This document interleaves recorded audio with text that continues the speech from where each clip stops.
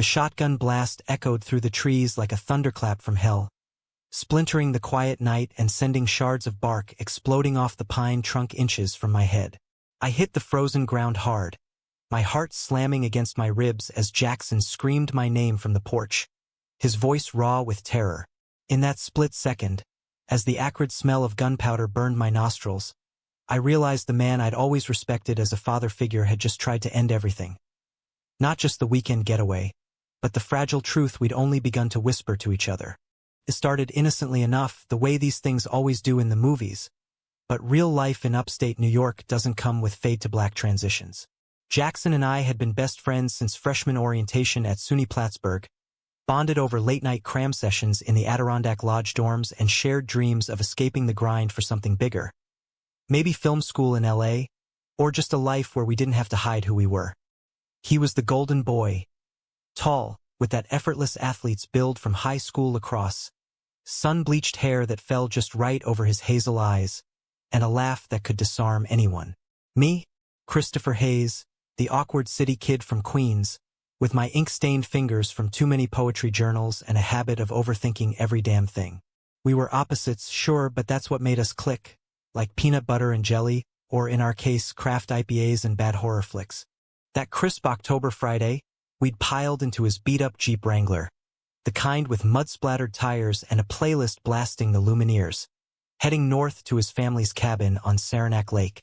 "Dad's out of town till Sunday," Jackson had said, tossing me a wink that lingered a beat too long. "Just us, man. No signal, no drama. We can finally breathe." His old man, Harlan Whitaker, was a retired Marine drill sergeant turned small-town contractor. Built like a brick wall, with a buzz cut gone silver and a voice that could command a room full of rowdy VFW vets. I'd met him a handful of times at Jackson's family barbecues, always calling me son, with a clap on the back that nearly knocked me over. He seemed solid, the kind of guy who'd teach you to bait a hook or change a tire without making you feel stupid. Little did I know, that solidity was hiding cracks deeper than the lake in winter. The drive up was pure escape.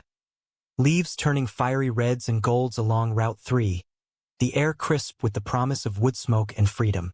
We stopped at a roadside diner in Lake Placid for chili dogs and black coffee, trading stories about the girls we dated in high school, carefully skirting the truth that neither of us had ever really felt the spark.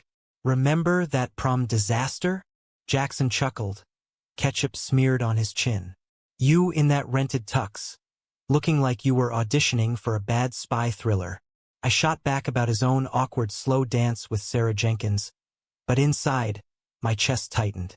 There was always this undercurrent between us, electric and unspoken, like static before a storm. Lately, though, it had thickened, brushed hands during movie nights that neither pulled away from, glances that held too much weight. I told myself it was the stress of senior year, the looming uncertainty of graduation. But deep down, I knew it was more. We were both gay, or at least that's what the late-night Google searches and half-written journal entries whispered. Admitting it, though, that was a bridge we hadn't crossed. By the time we pulled up to the cabin as the sun dipped low, painting the lake in strokes of molten orange, the place felt like a sanctuary. It was one of those classic Adirondack great camps. Log walls weathered to a warm patina, a stone chimney puffing lazy smoke from the fire Jackson had lit on arrival, and a wraparound porch overlooking the water where loons called out in eerie harmony. Inside, it smelled of pine resin and aged leather, with Harlan's fishing rods lined up like soldiers by the door and faded photos of Jackson as a gap-toothed kid dotting the mantel. We unloaded our duffels, mine stuffed with dog-eared Vonnegut novels, his with a six-pack of Saranac Alesh and a battered acoustic guitar, and cracked open the first beers as the stars blinked on. That first night, we fell into an easy rhythm. Jackson strummed folksy tunes by the fire, his fingers dancing over the strings with a grace that made my throat dry, while I read aloud from Slaughterhouse-Five, our laughter echoing off the rafters. The conversation meandered from politics, the endless cycle of hope and disappointment in a divided America, to dreams of road-tripping the Pacific Coast Highway post-graduation. "You and me against the world, Chris," he said softly, the firelight carving shadows across his face. His knee brushed mine under the wool blanket we'd thrown over our laps, and neither of us moved. The air hummed with possibility, heavy as the fog rolling in off the lake. When we finally turned in, crashing on the twin beds in the loft, I lay awake staring at the slanted ceiling beams, my pulse a steady drum. This weekend wasn't just a break. It was a turning point. Tomorrow, I'd tell him. We'd face it together. Saturday dawned brittle and beautiful, the kind of autumn morning that tricks you into forgetting winter's bite. We laced up our boots and hit the trails snaking through the state park, backpacks heavy with thermoses of coffee and peanut butter sandwiches. The path wound past hemlock groves and babbling streams, the crunch of leaves underfoot sinking with our banter. Jackson led the way, his breath fogging in the chill, pointing out deer tracks and the twisted roots of ancient maples like he was sharing state secrets. This place saved me, you know? He confessed at a rocky overlook, where the lake stretched out like a sheet of hammered silver. After Mom died, cancer, when I was 14, Dad threw himself into work and I got lost. But out here, it's just you and the wild. No judgments. I nodded, swallowing the lump in my throat. Harlan had raised Jackson solo after the loss, turning grief into grit, teaching him to chop wood and fix engines as a way to keep the pain at bay. It explained the hero worship in Jackson's voice whenever he talked about his dad, the man who could fix anything with duct tape and a prayer. Me, I'd grown up in a cramped walk-up with divorced parents who loved me but never quite saw me. Their queer kid hiding poems about boys under my mattress. Sounds like home for you, I said, clapping his shoulder. Our eyes met, and there it was again, that pull, magnetic and terrifying. Jax, there's something I've been wanting to. A twig snapped behind us, sharp as a gunshot. We whipped around to see Harlan emerging from the tree-line, his hunting vest camouflaged against the foliage, a sleek rifle slung over his shoulder. Boys, he boomed, his grin wide but his eyes sharp, like he'd been tracking us all morning. Fancy meeting you here. Flight got cancelled in Albany. Storm front moving in early. Figúrate de sorpresa ya. Jackson froze, then broke into a laugh that didn't reach his eyes. Dad? What the, hey, didn't expect you till tomorrow. We shook hands, Harlan's grip crushing mine in that avuncular way. But something felt off. His gaze lingered on our proximity, the way Jackson's hand had rested on my arm a second too long. The hike back was tense, the easy flow shattered. Harlan dominated the chatter, regaling us with tales of his latest contracting gig, reinforcing a bridge over the Ausable River against flood risks, and probing about our classes with the precision of an interrogation. So, Christopher, you still chasing that English lit dream? Writing sonnets about pretty girls? The jab landed light, but it stung, laced with that old-school assumption. I mumbled something about Billy Collins and modern verse, my cheeks burning. Jackson shot me an apologetic glance, but Harlan barreled on, oblivious or not. Back at the cabin, the sky had bruised to a deep indigo, wind whipping the pines into a frenzy. We hunkered down as fat raindrops pelted the tin roof, the fire crackling defiantly. Harlan poured whiskeys, top-shelf stuff from his private stash, and we settled into armchairs, the stew steaming on the coffee table. It was cozy, almost, with stories flowing like the amber liquid. Harlan's war days in Desert Storm, Jackson's lacrosse glory, my fumbling attempts at urban legends from Queens. But as the evening wore on, the questions sharpened. You two are thick as thieves, Harlan noted, swirling his glass. Reminds me of me and my bunkmate in Basic. Closest thing to a brother. His tone dipped, a shadow crossing his features. But brothers don't complicate things. The room went still. Jackson shifted, his jaw tightening. Dad, what are you? Harlan leaned forward, eyes locked on mine. Saw you boys up on the ridge. The way you look at each other. Ain't natural, son. Not in my house. The words hung like smoke, choking the air. My stomach plummeted. He'd seen. And in that moment, the weekend's promise curdled into dread. That night, after Harlan excused himself to the master bedroom with a curt lights out, Jackson and I retreated to the loft, the ladder creaking under our weight. Rain lashed the windows, a relentless tattoo mirroring my racing thoughts.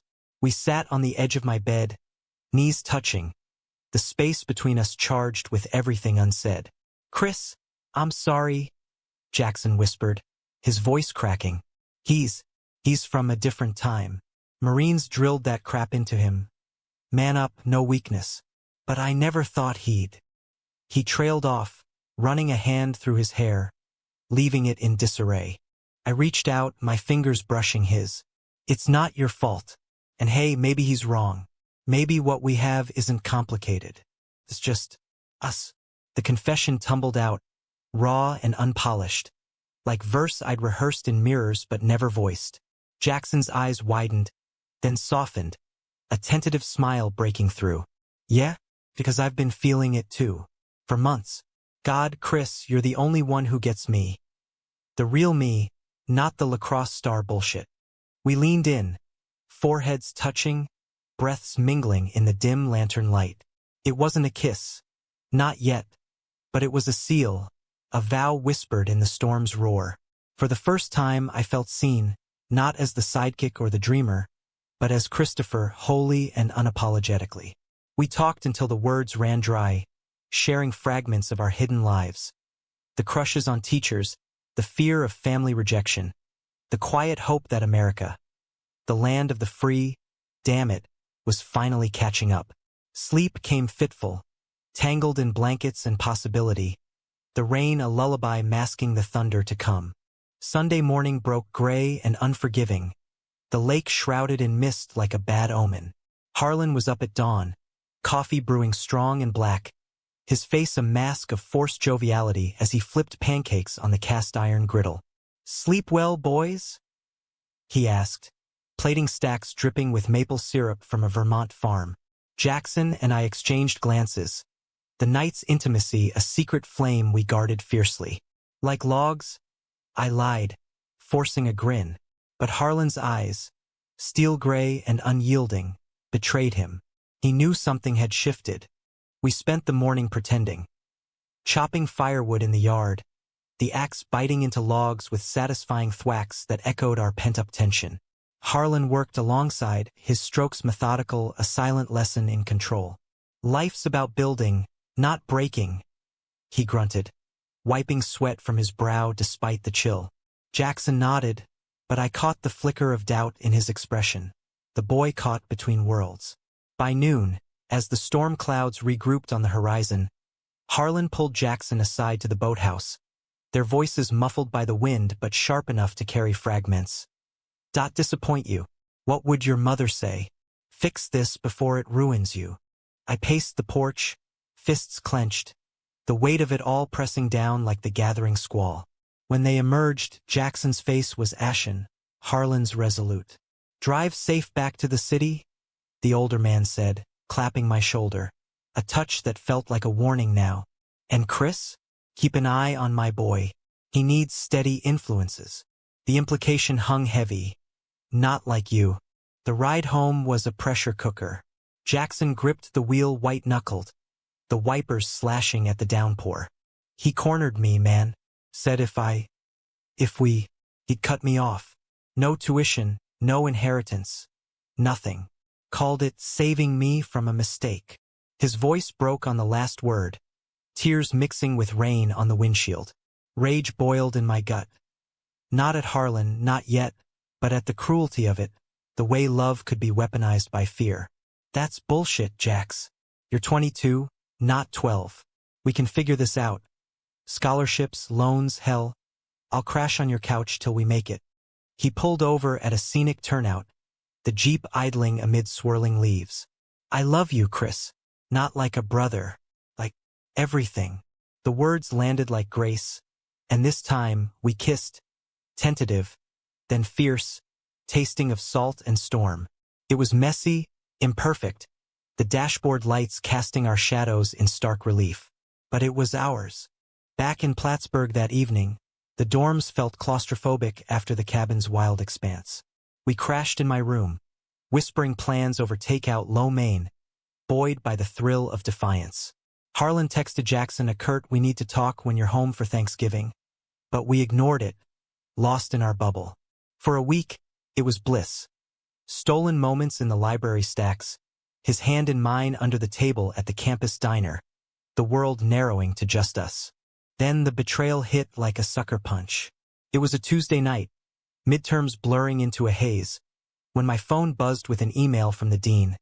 CC to Jackson. Academic integrity violation. Plagiarism allegations. Attached was a report, damning and detailed, accusing me of lifting passages from an online forum for my latest poetry seminar paper. But I hadn't. Those lines were mine, scraped from journals I'd shared only with Jackson during our cabin heart-to-hearts. I confronted him in the quad, rain-slick grass squelching under our sneakers, the campus lamps haloing us in sodium glow. Did you tell him about the paper? About us? Jackson's face crumpled, guilt etching lines too deep for his youth. He called me last night, pushed and pushed, said he'd know if I was lying. Cracked, Chris. I told him everything to make him back off. The poems, the feelings. He twisted it, said you'd influenced me wrong, that I needed to prove I was still his son. The world tilted. Betrayal, sharp as shattered glass, sliced through the trust we'd built. You threw me under the bus for him? My voice rose, raw with hurt, drawing stares from passing students. Jackson reached for me, desperate. No, I didn't mean, I love you, I swear. He's my dad. But you're my. He faltered, the words failing him. I stormed off, the rain soaking me to the bone, chest heaving with sobs I couldn't stifle. How could he? After the cabin, after the kiss that promised forever? That night, alone in my room, I drafted a tear-stained appeal to the dean, vowing to fight the charges. But deeper, the wound festered, not just the accusation, but the fracture in us. Jackson texted apologies into the void, voicemails pleading for a chance to explain. I let them pile up, the silence my shield. Days blurred into a numb routine. Classes dodged, friends concerned glances. The poetry seminar where whispers followed me like shadows. Harlan's shadow loomed largest. His challenge wasn't a shotgun. It was this, a calculated strike to sever the tie, to reclaim his son from the unnatural. I hated him for it, but more I hated how it echoed my own fears of rejection, of not being enough. Thanksgiving loomed like a guillotine. Jackson cornered me outside the student union, his eyes red-rimmed, a duffel slung over his shoulder. I'm not going home. Screw the turkey and lectures. I'm staying with you. We'll tell the dean the truth, face Dad together. We're not together, but I won't lose you. His hand trembled in mine, cold but resolute. I searched his face, seeing the boy from the cabin, the one who'd strummed guitar by firelight, who'd kissed me in the rain. The hurt lingered, but so did the love, stubborn as New York weeds. Okay, I whispered, but no more secrets. We fight clean. We drove south together, not to the cabin, but to a dingy motel off I-87, holing up with vending machine snacks and a laptop for my appeal. Harlan called incessantly, voicemails shifting from fury. What the hell are you doing, boy? To fractured, please. Come home, son. We can fix this family. Jackson listened to one, then deleted the rest, his thumb hovering before he blocked the number. He's scared, he said softly, of losing me like he lost Mom. But he can't control who I love. The dean cleared me 2 days later, Jackson's sworn statement unraveling the lie, proof of coercion from a family emergency. Relief washed over us like absolution, but the real storm brewed back home. News trickled in from mutual friends. Harlan, unraveling, drowning sorrows at the VFW, muttering about disgrace and what's become of my boy. We returned to campus changed, our bond tempered in fire. Kisses now bold in empty lecture halls, hands intertwined at coffee shops without fear. But the call came on a snowy December eve, as flurries danced past the window. Jackson answered, his face draining of color. Heart attack, he choked. Dad's in the ER in Saranac. They airlifted him. The drive north was a blur of salted roads and wail of sirens in my mind. We burst into the hospital, fluorescent lights harsh against the holiday cheer of tinsel in the lobby. Harlan lay pale in the ICU bed, tubes snaking like accusations, monitors beeping a fragile rhythm. His eyes, when they fluttered open, locked on Jackson, first relief, then wariness sliding to me. "You came," he rasped, voice a gravel whisper. Jackson gripped the bed rail, tears carving paths down his cheeks. "Always, Dad, but we need to talk. All of us." The words hung, a gauntlet thrown in the sterile air. What followed was no Hollywood reconciliation, no swelling strings or instant epiphany. Harlan's gaze darted between us, the weight of his Marine pride cracking under the onslaught of vulnerability. "I thought I was protecting you," he admitted, each breath labored. "From the world, from pain like your mother's. But I drove you away. Saw myself in that anger, the fear. Ain't no weakness in loving who you love, son. Just don't let it break you like I almost did." I stood silent. The boy he'd branded a threat now witness to his unraveling. Forgiveness didn't come easy. Scars from betrayal run deep. But in that room, amid the hum of machines and scent of antiseptic, I saw the man. Widowed, terrified, human. "We won't break," I said quietly. "But we won't hide either." Harlan nodded faintly, a tear escaping. "Then teach this old dog some new tricks, starting with, Christopher, call me Harlan. And sorry for the shotgun, for the lies. Meant to scare the deer, not you." It was a start, fragile as fresh snow. Jackson and I left that night arm in arm, the Adirondacks blanketed white under a clearing sky. Harlan pulled through, slower than he'd admit, trading drill sergeant barked orders for tentative coffees at the diner. Awkward silences giving way to questions about our plans, our life. He even cracked a joke about my poetry once. "Heard it's about boys now. Better than that Hemingway drivel." Graduation came in May, caps tossed under a relentless blue sky, Jackson and I side by side in rented gowns. Harlan was there, front row, his applause thunderous. That summer, we loaded the Jeep for California. Film school for him, MFA for me. Stopping at the cabin one last time. The lake shimmered under July sun, loons calling welcome. Harlan joined us on the porch, guitar in hand, fumbling chords as Jackson taught him wagon wheel. Laughter mingled with splashes from an impromptu swim. The three of us, flawed, forging ahead. Love, I learned, isn't a straight path through the pines. It's the detours, the storms, the unexpected challenges that carve the depth. And in America's wild heart, where secrets hide in the woods and truths echo over water, we found our way. Not perfect, but profoundly ours. The road to LA stretched like a promise under the relentless Nevada sun. The Jeep's AC wheezing in protest as Jackson and I traded driving shifts across the desert. It had been 3 months since the hospital vigil, since Harlan's gravelly apology hung in the air like wood smoke, and in that time we'd woven a tentative new normal. Texts from upstate pinged sporadically. "Fixed the dock today. Thinking of you boys. Weather the storms. Each one a brick in the bridge we'd started building. But bridges sway in high winds, and as we crossed state lines, I couldn't shake the undercurrent of doubt. Was forgiveness a destination or just a scenic overlook? Our first stop was Vegas, that glittering mirage of excess where the strip pulsed with neon lies and half-hearted dreams. We splurged on a cheap room at the Flamingo, the kind with flamingo pink accents and a view of the Bellagio fountains dancing below. To new beginnings, Jackson toasted with plastic cups of well bourbon, his eyes catching the light like polished amber. We wandered the casinos hand in hand, ignoring the sidelong glances from tourists in floral shirts. America's progress uneven as its highways. At a dive bar off the main drag, we nursed beers and watched a drag show unfold. Queens in sequins lip-syncing Patsy Cline, their voices a defiant anthem against the slot machine. "This is us," Jackson murmured, his thumb tracing circles on my wrist. Unapologetic. But the high faded by dawn, the city's artifice exposing our own raw edges. I woke to Jackson staring at his phone, Harlan's latest message glowing. "Cabin's quiet without you. Come up for Labor Day?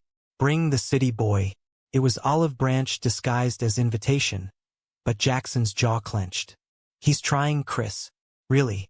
But every time, it's like walking on eggshells. One wrong step, and crack. I pulled him close, our bodies fitting like puzzle pieces worn smooth by time. Then we set the terms. No more shotguns, literal or not. Film school swallowed us whole that fall. Jackson buried in screenwriting labs at USC, crafting shorts about fractured families that hit too close to home. Me across town at UCLA, dissecting queer narratives in dusty seminar rooms, my thesis on American masculinity in crisis bleeding personal ink.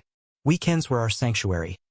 Hikes in Griffith Park, where coyotes howled under Hollywood signs, or tacos from street trucks in Boyle Heights, grease-dripping and glorious.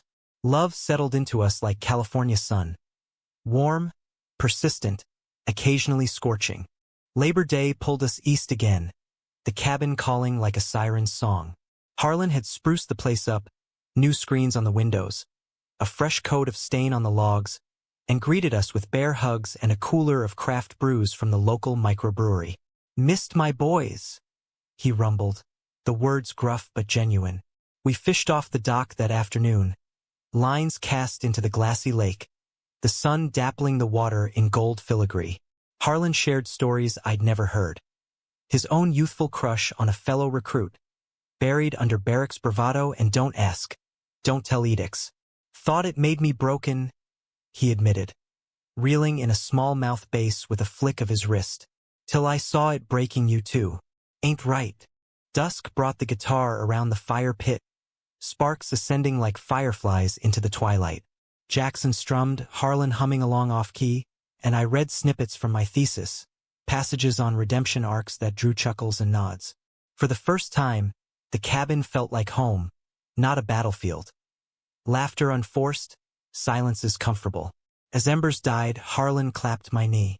"Proud of you, Christopher, for standing your ground, for loving my son right." The glow lingered through the drive back, but autumn winds carried whispers of trouble. Jackson's first short film premiered at a campus festival, Echoes in the Pines, a raw vignette of a father and son confronting ghosts in a lakeside retreat. It won accolades, critics praising its unflinching emotional authenticity. But the dedication stung. For Dad, who taught me to face the storm. Harlan called the next day, voice thick. Watched it online. Hit like a gut punch. But good punch means you're healing.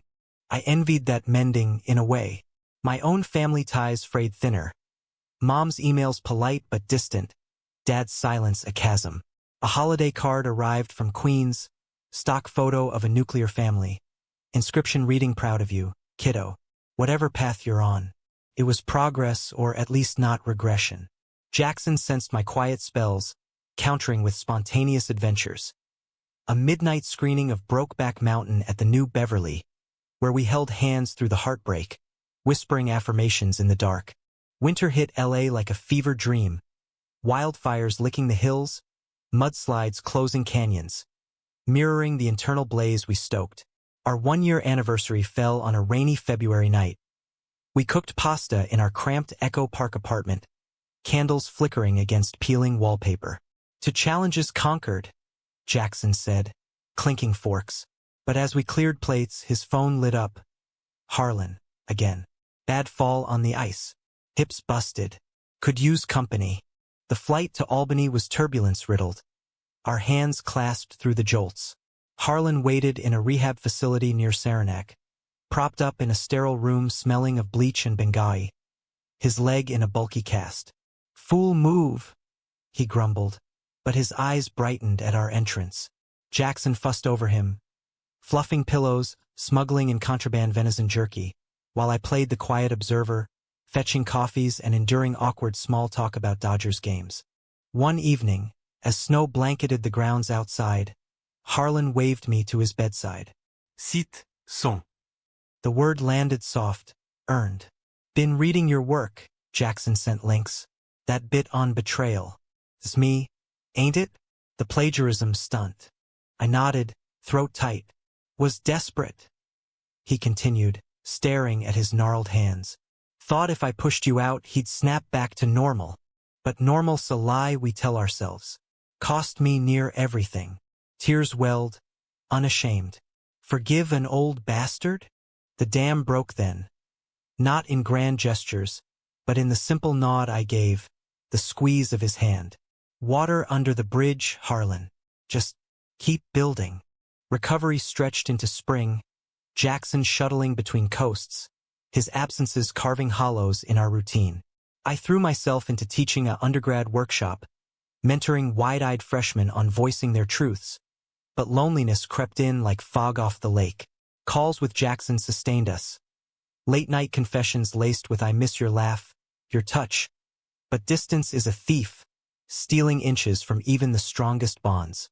By summer, Harlan was mobile again, hobbling around the cabin with a cane whittled from birch. We converged for the 4th of July. Fireworks over the lake, sparklers tracing arcs in the dark, Harlan grilling burgers with stories of his own Independence days in boot camp. "Freedom's not free," he toasted, eyes misty. "But it's worth fighting for, yours, mine, ours." That night, as Jackson and I walked the shore, pebbles crunching underfoot, he dropped to one knee. Not with a ring, but a smooth lake stone etched with our initials. "Not forever yet," he grinned, "but a promise, through every storm." Tears pricked my eyes, the water lapping gentle witness. Back in LA, life accelerated. Jackson's thesis film greenlit for a festival circuit. My first chapbook accepted by an indie press. Challenges in the Pines, poems of fracture and mend. Harlan visited in October, navigating LAX with wide-eyed awe, bunking on our futon for a week of Dodgers games and in-and-out runs. "City's too damn loud," he griped, but the smile betrayed him. Over craft tacos, he shared a letter handwritten to Jackson. "Son, I was wrong. Love you as you are. Proud." Autumn brought full circle. A screening of Jackson's film in Albany, Harlan in the audience, tissues at the ready. The Q&A afterward was electric, questions on queerness in Americana, on familial redemption. Harlan stood, voice steady. "It's about grace. Giving it, earning it. My boy's film? That's grace." As credits rolled, Jackson pulled me into the lobby shadows, kissing me fierce. "We did it, Chris. All of us." The year turned, challenges evolving. Not ended, but integrated, like veins in marble. Harlan dated a widow from the VFW, her laugh filling the cabin voids. Jackson and I scouted lofts in Silver Lake, dreaming of permanence. America, with its vast contradictions, red states and rainbow flags, wild woods and urban sprawl, mirrored us. Messy, resilient, alive. In the end, the unexpected challenge wasn't Harlan's rage or the shotgun's echo. It was choosing, daily, to love through the cracks. And in that choice we found not just survival, but a story worth telling, ours unbowed. 2 years blurred into a montage of milestones, the kind that stack up like cordwood against winter's chill. Jackson's film snagged a Sundance nod, catapulting him into meetings with indie producers in sun-drenched boardrooms. My chapbook sold out its first print run, readings in Brooklyn basements drawing crowds who nodded along to lines about betrayal's bite. We upgraded to a bungalow in Los Feliz, its lemon tree heavy with fruit and backyard strung with fairy lights for impromptu barbecues. Harlan became a fixture, FaceTime check-ins from the cabin, where he'd installed solar panels and a bird feeder, declaring himself green as the hippies now. His girlfriend, Marlene, joined the calls, her warm alto cutting through his grumbles. "Oh, Harlan, let the boys breathe." But peace, I've learned, is a jealous lover. Whenever it settles, something stirs the pot. It started with a script offer for Jackson, a studio gig adapting a best-selling memoir about a closeted World War II vet, filming on location in upstate New York. "It's perfect." He enthused over huevos rancheros at our favorite Silver Lake spot, his fork waving like a conductor's baton. Authentic, emotional, echoes Dad's stories. And we'd be near the cabin for breaks. I toasted the news, but a shadow flickered. Proximity to old wounds, the pull of family gravity. We flew east in May, the Adirondacks unfurling below like a green quilt stitched with silver threads. Harlan met us at the airport, cane swapped for a sturdy limp, Marlene at his side with a thermos of her famous cider. The drive to Saranac buzzed with catch-up, Her pottery hobby, his volunteer stint teaching woodworking to at-risk kids. Keeps me humble, he said, glancing in the rear view. Like you two keep me honest. The cabin gleamed under fresh upgrades. A screened-in gazebo for mosquito-free evenings, wildflower beds Marlene had coaxed from rocky soil. We dove into prep. Location scouts along forgotten logging roads, wardrobe fittings in a rented barn that smelled of hay and history.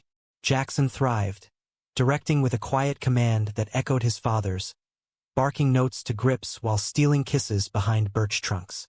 I tagged along as unofficial consultant, my poet's eye-catching nuances. The way light slanted through leaves like regret, the hush of fog on the lake mirroring unspoken grief.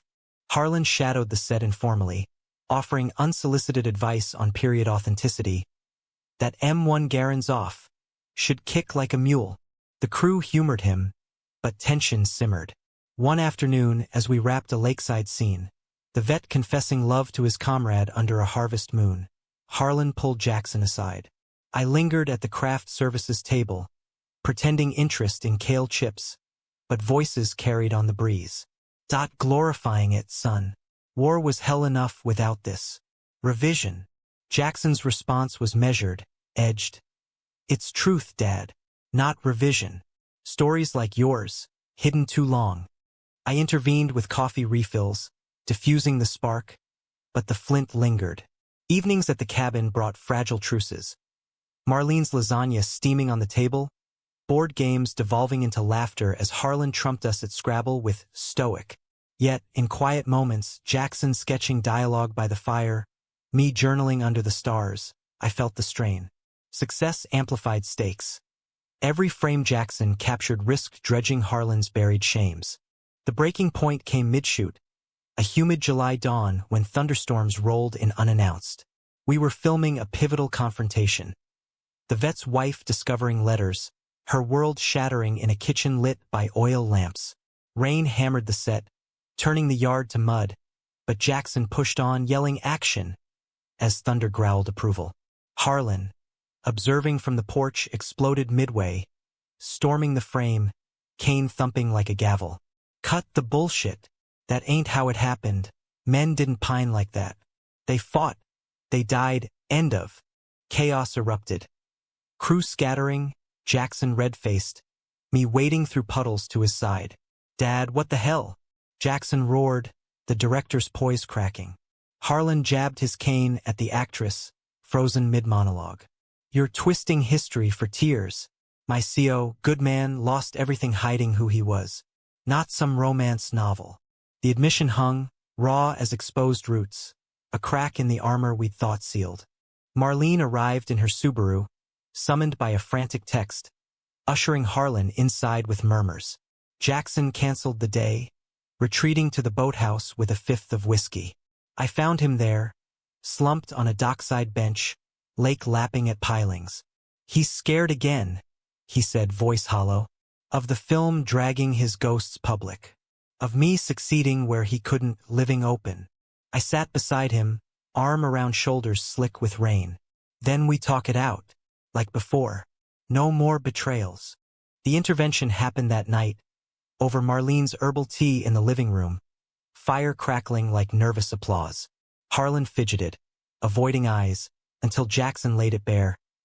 This film isn't about you, Dad. It's for the ones who couldn't tell. Like your CO. Like us. Back when you tried to shotgun our chance. The words landed like stones in still water, ripples widening. Harlan's face crumpled, hands trembling. I know. God, I know. Watched you two build what I sabotaged in myself. But seeing it on screen, it's like reliving the foxhole, the silence that killed slower than bullets.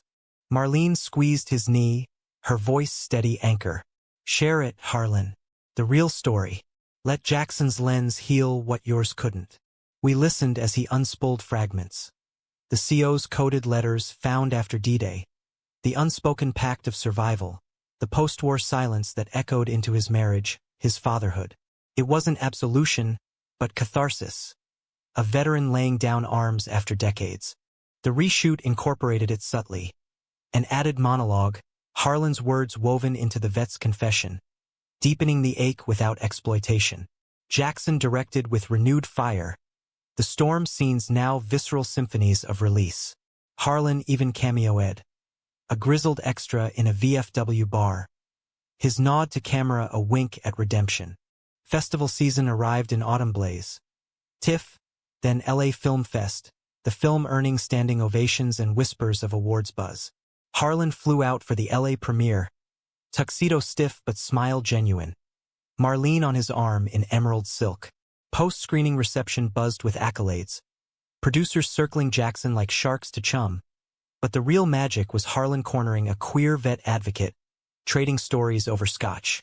"Your boy's got guts," the man said later, clapping my back. "Telling our truths." Backstage, amid flashbulbs and champagne flutes, Jackson pulled me into a utility closet. Cliché, but perfect, kissing me with the fervor of survivors. "Couldn't have without you, without him." We emerged flushed, Harlan waiting with proud bear hug. Film's a hit, son. But family's the real blockbuster. Winter brought awards, a glad nod, an indie spirit for Jackson, and with it, a new rhythm. Quarterly cabin retreats, where Harlan's woodworking class met my poetry workshops, Marlene's pottery wheels spinning clay into communal bowls. My second book launched to acclaim, dedicating it to Jackson, who challenged the pines, to Harlan, who felled the storms. Yet, challenges persist, studio execs pushing Jackson toward safer scripts. My adjunct gig teetering on budget cuts, Harlan's knee acting up in damp spells. But we've learned the dance. Lean into the wind, roots entwined. America unfolds around us.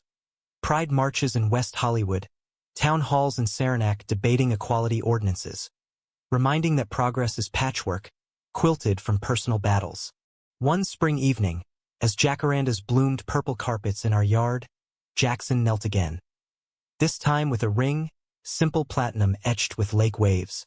"Marry me, Chris? In the pines, by the sea, wherever the road leads." Tears blurred the yes, Harlan's voice booming over speakerphone. "About damn time. I'll walk you both." The wedding was hybrid magic. Vows exchanged on the cabin porch under July stars, Harlan officiating with marine precision softened by tears. Reception spilling to LA a month later. Drag queens from that Vegas bar toasting with Marlene's cider. Guests from coasts converged. My tentative family from Queens, Jackson's high school crew, film folk mingling with VFW vets. In a tapestry of acceptance. Love, in the end, defies tidy arcs. It's the shotgun's echo fading into birdsong. The betrayal's scar fading to silver line. The challenge met not with defeat, but depth. And in our American wild, cabins and canyons, lakes and lights, we write the sequel, page by unapologetic page. The honeymoon phase extended beyond Maui sunsets and Mai Tais, morphing into a rhythm of collaborative chaos. Jackson landed a showrunner gig on a prestige cable series, Fractured Fronts, a limited anthology on hidden histories, with a pilot centered on queer code talkers in the Pacific Theater. I parlayed my growing lit cred into a tenure-track offer at Cal State LA, commuting through palm-lined freeways while grading stacks of freshman sonnets. Harlan retired fully, channeling energy into a memoir workshop for vets at the local library, his gravel prose gaining traction in the Atlantic's Lives section. Marlene's pottery studio thrived, shipping Adirondack-inspired mugs to boutiques nationwide. Family, once a fault line, now a foundation. Weekly Zooms devolving into roast sessions. Harlan's city slicker jabs met with Jackson's eye rolls and my retorts. But entropy whispers. 3 years in, the cracks reappeared, subtle as hairlines in porcelain. It began with Jackson's late nights. Script rewrites bleeding into dawn. Takeout containers piling like accusations on our kitchen island. "It's the job," he'd sigh, rubbing temples hollowed by stress. "They want grit, but not too raw. Queer enough for buzz, straight enough for network." I nodded, masking the gnaw of neglect, burying it in office hours and open mics. Harlan noticed during a fall visit, his eyes sharp over morning coffee. Boys burning the candle at both ends. Seen it in the core leads to friendly fire. Marlene pulled me aside later, her hands clay-flecked. "Talk to him, Christopher. Before the wheel spins out. The catalyst was a table read gone south. Network notes demanding the Code Talker episode, tone down the intimacy, focus on brotherhood. Jackson stormed home at 2 a.m., slamming doors, voice echoing off stucco walls. They gutted it, turned love into tactics, like it's a footnote. I woke groggy, pulling him to the couch, his head heavy on my shoulder. Then fight back. Walk if you have to. This is your voice. He laughed bitter, pulling away. Easy for you, poems don't have exec circling. I need this, Chris. Stability. For us, for Dad's medical copays stacking up. The mention stung. Harlan's latest checkup revealing early arthritis. Nothing fatal, but a reminder of mortality's creep. Guilt twisted in me. Our life, built on defiance, now tethered by practicality. Arguments simmered. My pleas for balance met with his defenses of ambition, my late grading sessions mirroring his absences. Sex, once a sparkler, dulled to obligation. Touches turned perfunctory, conversations to checklists. Thanksgiving summoned us north, the cabin a neutral ground dusted in first snow. Harlan and Marlene had decked the halls. Tinsel on antlers, a turkey brining in the fridge, but tension crackled like overdry kindling. Over pie, Harlan cornered us in the den, his memoir manuscript dog-eared on the coffee table. Read this, he said, thrusting it at Jackson. Chapter on the foxhole confession. Ain't sanitized. If my old ass can spill, so can you. Jackson scanned pages, face paling at the raw admission. In the mud of Tarawa, under stars that judged no man, I held Tommy's hand, not as brother, but as the half of my soul I'd denied. We survived the night. The war survived us. Cracked the dam. That evening, by the fire, Jackson confessed the burnout, the fear of selling out the very stories that saved him. I don't want to be Harlan 2.0, hiding till it hollows you. I shared my own quiet unraveling, the isolation of academia's ivory tower, the poems piling unpublished because vulnerability felt like risk. Harlan listened, cane tapping rhythm. Challenges don't end at I do. They're the vows you renew. Me? I betrayed you boys once. Cost near everything. Don't let pride do the same. Marlene suggested a reset. A winter sabbatical at the cabin? No Wi-Fi. Just us four unplugging amid the snow. We arrived in January, the lake frozen solid, air crisp as fresh paper. Days blurred into restoration. Harlan teaching me to ice fish, holes augured through inches of crystal. Jackson and I snowshoeing trails, conversations unspooling like breaths in the cold. Nights brought storytelling circles. My readings from a new draft collection, Jackson's improvised monologues drawing laughs and gasps. Marlene's pottery sessions grounded us, hands in clay mirroring the molding of our frayed edges. One midnight, as aurora whispers danced overhead, a rare Adirondack showing. Jackson and I bundled on the porch, mugs steaming. I quit the show, he murmured, breath fogging. Starting my own production company. Indie, uncompromised. Risky as hell, but ours. Relief flooded me, warm as the cider in my veins. And I'll co-write the pilot. Poet's touch on the dialogue. Make it sing. We kissed under the lights, slow and rediscovered. The north wind carrying away old ghosts. Spring thawed us fully. Jackson's company, Pine Echo Films, secured seed funding from a queer venture fund. My collection, renewed vows, hit shelves with blurbs from heavyweights. Harlan's memoir deal followed, silent salutes, with a foreword by Jackson that gutted readers. We celebrated at the cabin. A launch party blending coasts, toasts echoing over the lake. But renewal invites reflection, and summer unearthed Harlan's shadow side. A VFW reunion turned ugly. Old comrades, whiskey loose, cornering him over the book. Traitor to the uniform. One spat, words slurring into slurs.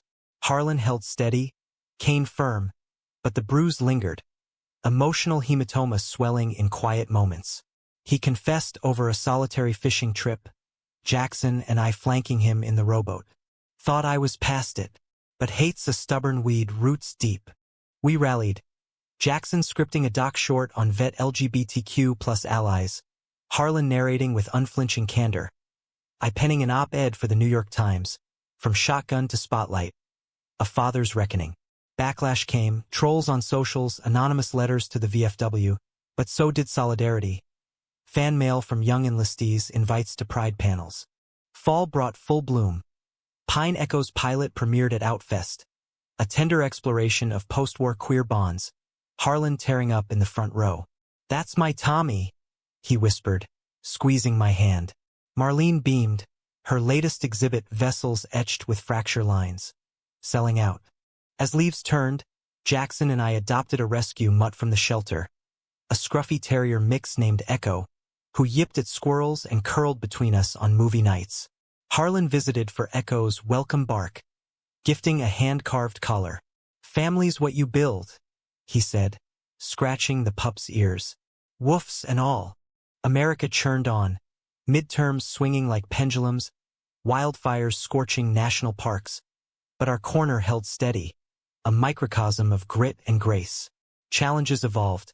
Funding droughts for Pine Echo. Tenure reviews looming like thunderheads. Yet, each storm strengthened roots. Weekly date nights etched in ink. Annual cabin pilgrimages ritualized with esmores and stargazing. One crisp November eve, 5 years to the day from that shotgun night, we gathered on the porch, Harlan and Marlene bundled against the chill, Echo gnawing a stick. Jackson raised a flask of Harlan's moonshine. To unexpected challenges, the ones that forge us. Laughter rang out, lake mirroring stars. In that echo, I saw our arc.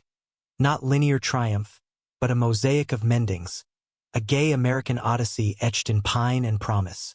Decade markers sneak up like dawn through blinds, illuminating the dust motes of time past. 10 years from the cabin's crucible. And here we were, Jackson and I, silver threading our temples, presiding over Pine Echo's modest empire. A slate of award-winning docs and narratives that carved space for marginalized voices in Hollywood's labyrinth. My professorship had bloomed into department chair, mentoring a new generation of writers who arrived wide-eyed, leaving with spines of steel. Harlan, pushing 70, captained the local historical society. His lectures on hidden heroes of the homefront packing community centers.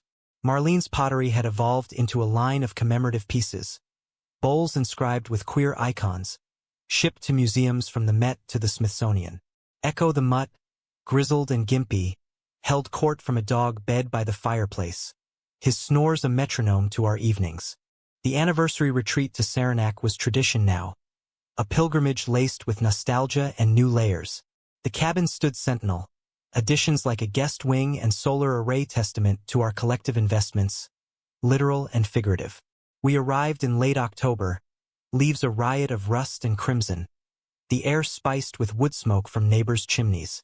Harlan greeted us with his signature bear hug, Marlene enfolding Jackson in flour-dusted arms from a fresh-baked apple crisp.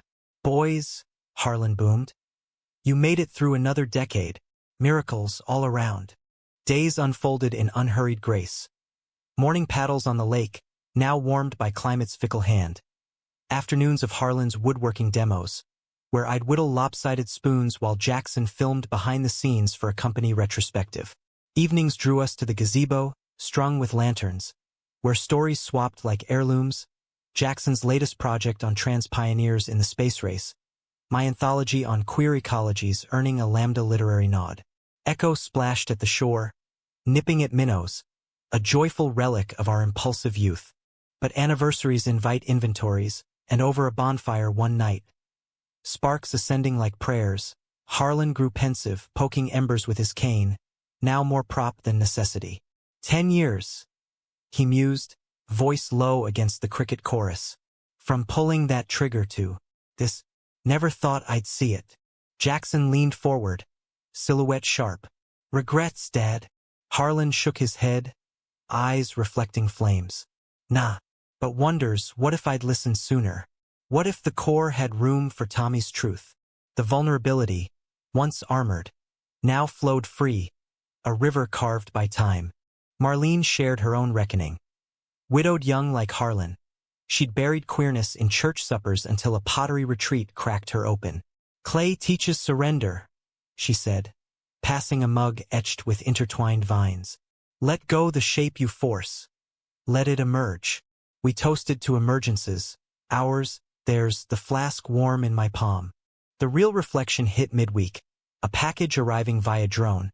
Harlan's latest gadget fascination, a leather-bound album from my Queen's family, photos chronicling parallel lives. My parents at milestone birthdays, nieces and nephews I'd Skyped into toddlerhood. A note from Mom.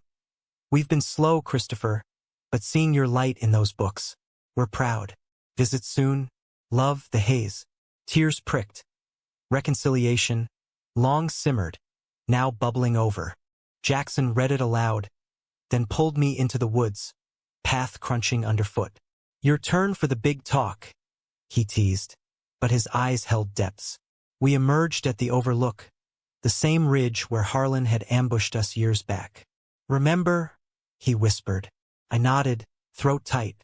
"Feels like yesterday, and forever ago." We stood shoulder to shoulder, hands linked, the lake a mirror to our endurance. Back in LA, the momentum built. A family summit in Queens for Christmas, awkward at first, Dad's firm handshakes masking old silences. Mom's quiches a peace offering, but thawing into board games and shared recipes. Harlan FaceTimed in, ribbing Dad about Mets versus Yankees, bridges spanning boroughs and biases.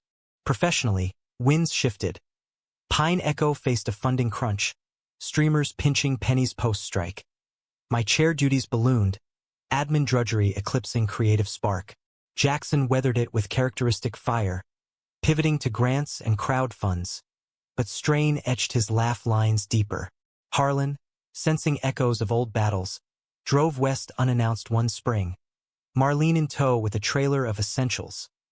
Power tools, her kiln, venison from the freezer. They bunked in our guest room, Harlan commandeering the garage for a man cave workshop, Marlene turning the backyard into a clay haven. Mornings brought coffee clutches on the patio, Echo at our feet. Afternoons, collaborative chaos, Jackson brainstorming pitches with Harlan's vet anecdotes, me shaping poems from Marlene's metaphors. "Out of struggle, beauty," she said, kneading earth, as I nodded over laptop keys. The infusion sparked revival. A grant for a hybrid project, my libretto paired with Jackson's visuals. A multimedia piece on American fractures, touring from BAM to the Joyce. Harlan narrated segments, his timbre lending gravitas. Marlene designed sets, vessels as props symbolizing mended breaks. Rehearsals in our living room devolved into dance parties, Echo barking counterpoint to hip-hop remixes of folk tunes. Launch night in Brooklyn hummed electric. House packed, lights dimming to our opening lines. In the Pines, a shot rang out. In the heart, a vow took root. Harlan, front row, wiped eyes unashamed. Jackson and I, center stage, hands brushing in the glow. Post-show buzz birthed offers, a Guggenheim for me, development deals for Pine Echo. Summer saw Harlan and Marlene semi-retire to the cabin full-time, but with a twist, opening it as an artist residency, scholarships for queer vets and writers. "Your legacy starts here," Jackson said, hammering the welcome sign. We wintered there often, snowshoeing with Echo's successor, a lanky lab mix named Storm, tales by firelight blending generations. Challenges persisted, as they must. Health scares, Harlan's routine colonoscopy catching something benign, but sobering. Market slumps testing Pine Echo's mettle. My first gray hair panic, laughed off over margaritas. Yet, each tested our weave tighter, therapy sessions for Jackson and me, unpacking ambition's shadows. Family therapy Zooms with Harlan, excavating war's residue. By the decade's close, we'd fostered a network, annual Pine gatherings at the cabin, blending cohorts, my students, Jackson's collaborators, Harlan's vets, in workshops and wildfire-side jams. America, ever in flux, elections ebbing hope, movements surging justice, mirrored our microcosm. Setbacks as soil for growth. One aurora-lit night, Jackson and I renewed vows on the ridge, Harlan and Marlene witnesses, storm at heel. Through every unexpected challenge, Jackson murmured, ring glinting. To the stories we'll yet tell. Harlan cleared throat, voice thick. Amen to that. In the grand American narrative, wild, wounded, wondrous. Ours is a footnote-turned chapter. From betrayal's blast to love's enduring echo. Not flawless, but fiercely human. And in that, profoundly free.